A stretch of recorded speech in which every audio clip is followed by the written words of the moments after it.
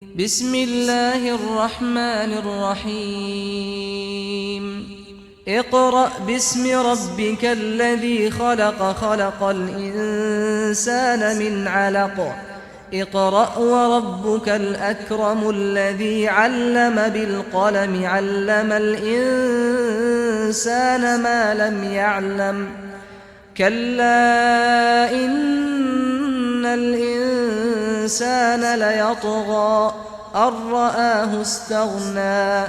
إن إلى ربك الرجعى أرأيت الذي ينهى عبدا إذا صلى أرأيت إن كان على الهدى أو أمر بالتقوى أرأيت إن كذب وتولى ألم يعلم بأن الله يرى كلا لئن لم ينته لنسفعا بالناصية ناصية كاذبة خاطئة